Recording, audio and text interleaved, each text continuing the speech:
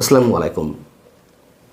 নির্বাচন আদৌ হবে কিনা, হলেও তা ম্যানিপুলেট করা হবে কিনা, ইলেকশন ইঞ্জিনিয়ারিং কী মাত্রায় ঘটানো হবে তা নিয়ে সাধারণ মানুষের মধ্যে তুমুল আলোচনা চললেও এখন তা রীতিমতো গণমাধ্যমের সম্পাদকীয়তে বিশ্লেষণের জায়গা করে নিয়েছে। এবং দেশের প্রথম সারির গণমাধ্যমগুলোতে যখন এটি সম্পাদকীয় আকারে আসে তখন বুঝতে হবে এগুলো নিছক চায়ের টেবিলের কোনো আলোচনা নয়। মানবজমিন ঠিক তেমনই একটি সম্পাদকীয় প্রকাশ করেছে যেটি নিঃসন্দেহে অনেক গুরুত্ব বহন করে।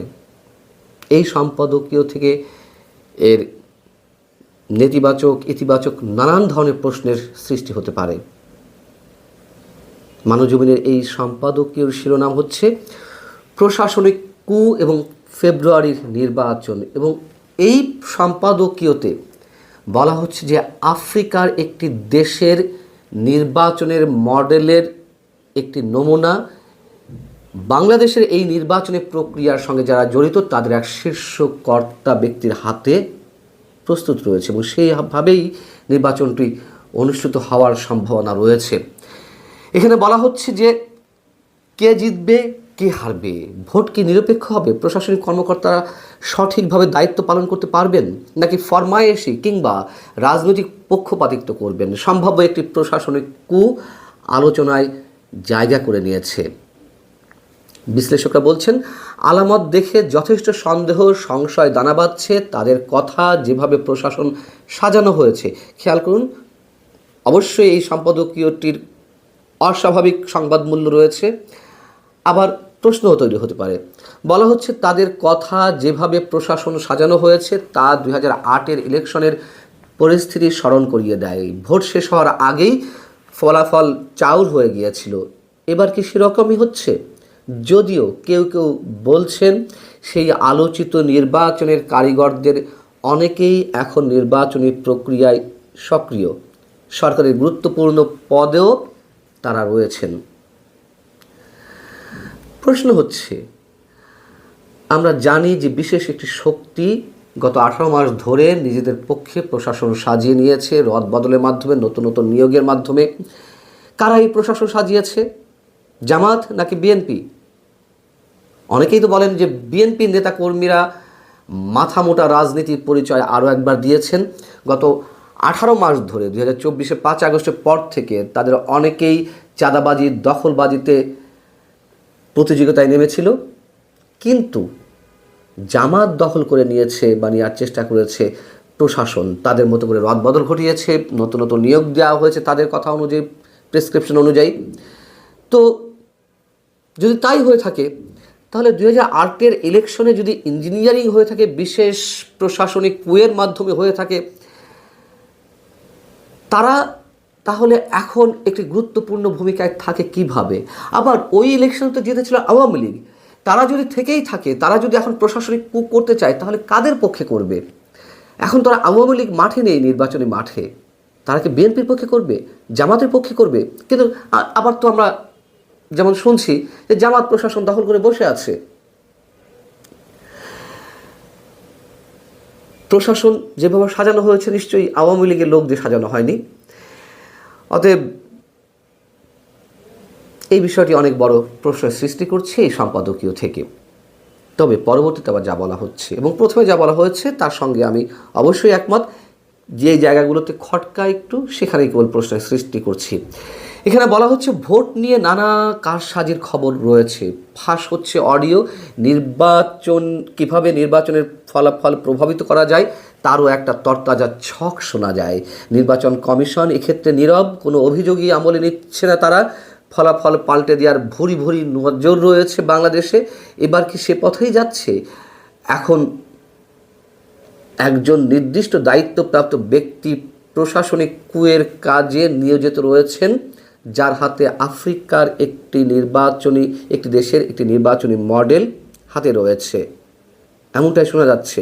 সম্ভব সব আলামত পর্যালোচনা করলে যে কেউ এই ধারণা করতেই পারেন ভোট কলঙ্কিত হবে।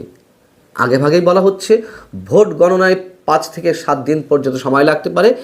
এটা কি ফলাফল পাল্টানোর কোনো কৌশল নাকি অদক্ষতা?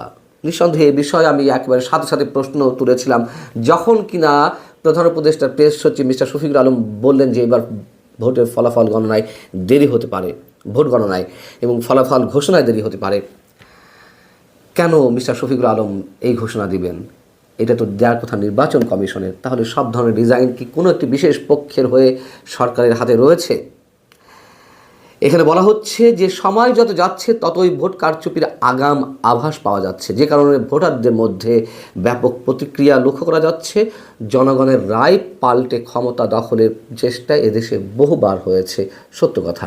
কোনো কোনো ক্ষেত্রে তারা সফলও হয়েছেন। গণ অভ্যুত্থান পরবর্তী নির্বাচন আয়োজনে নির্বাচন কমিশন কতটা দক্ষ তা নিয়ে এরই মধ্যে প্রশ্ন উঠেছে। খুবই সত্য কথা। প্রশ্নের মুখোমুখি হয়েছে তাদের আন্তরিকতাও।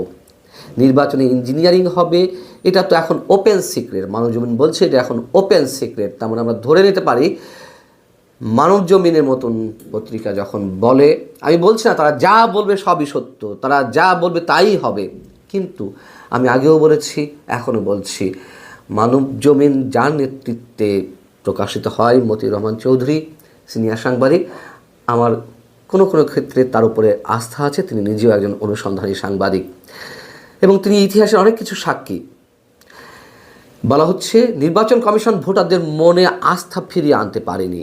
ভোটের 5 দিন আগে, ওই যে বলছিলাম এখন 4 দিন আগে বলতে হবে, 100 ঘন্টার মতো বাকি আছে। 5 দিন আগে দেশ যে পরিস্থিতির সম্মুখীন হলো তা দেখে সন্দেহ আরও জোরালো হচ্ছে। অর্থাৎ ইনকিলাব মঞ্চের নেতাকর্মীরা যে যমুনা ঘেরাও করতে যাওয়ার যে বিষয়, তাকে কেন্দ্র করে সংঘর্ষ কিংবা সরকারের একটি অংশের যে দাবি পে স্কেল দেয়াকে কেন্দ্র করে, সেটি নিয়ে উত্তপ্ত পরিস্থিতি। অতএব সম্ভবত সামনে আরও এমন কিছু দেখা লাগতে পারে। নিশ্চয়ই এর পেছনে শক্তি রয়েছে, বিশেষ করে শক্তি প্রথম দিকে বলছিলাম যারা অন্তত নির্বাচন না করলে লাভবান হতে পারে। এবং কমিশন নিয়ে যে প্রশ্নগুলো তোলা হয়েছে খুবই যৌক্তিক। শুরু থেকেই বলে আসছি এই নির্বাচন ঐতিহাসিক নির্বাচন।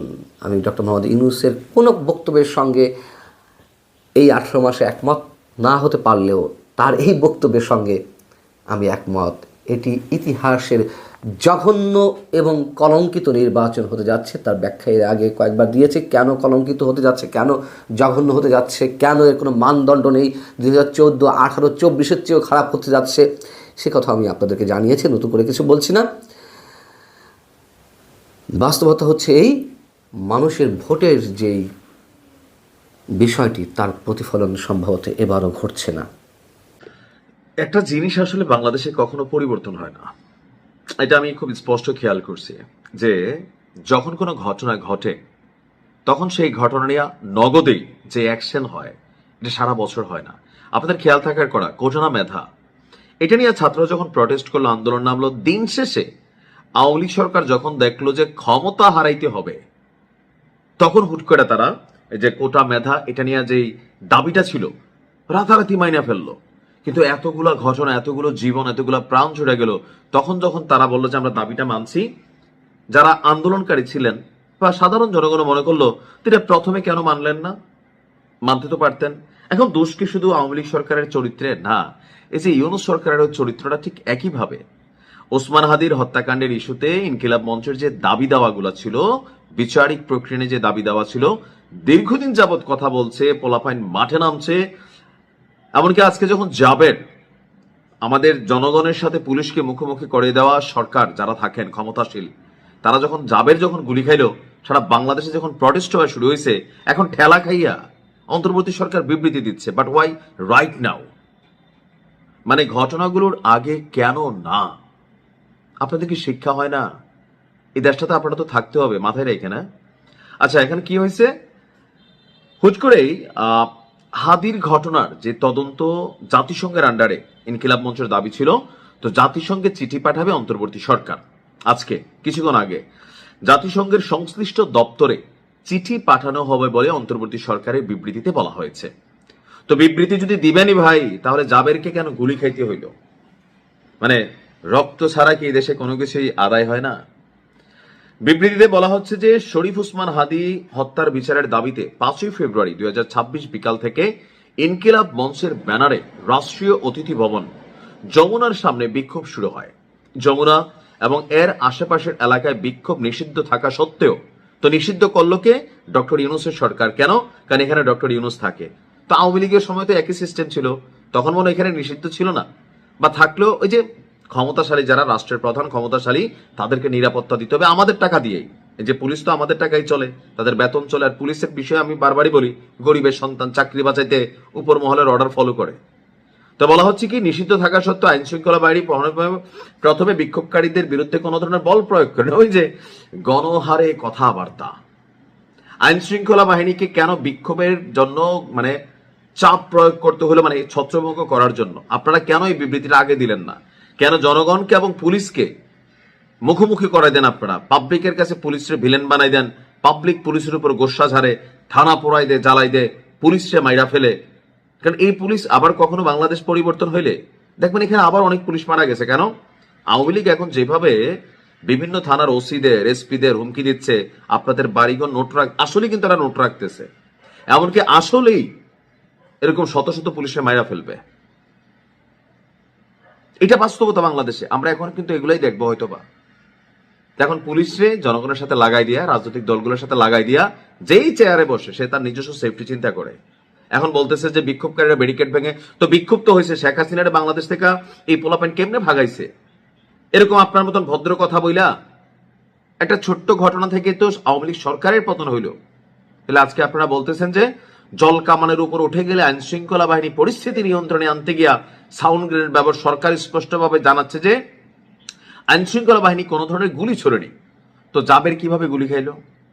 তাহলে এখানে থার্ড কোনো পার্টি ঢুকলো? তাহলে আপনারা কেন এই সিচুয়েশনটা তৈরি করে দিলেন যে এরকম সিচুয়েশনে রাজনৈতিক ফায়দা এখানে নেবে, ডিসঅ্যাডভান্টেজ নেবে? এখন দেখা গেছে জাবেরকে গুলি করা হয়েছে, আল্লাহ বাঁচাচ্ছে, সেটা রানের সম্বন্ধে গুলি লাগছে। এখন এটা কি বুলেট আমরা জানি না, বাট হয়তো জানবো। বুকে তো লাগতে পারতো, মাথায় লাগতে পারতো, তখন আপনি কি করতেন?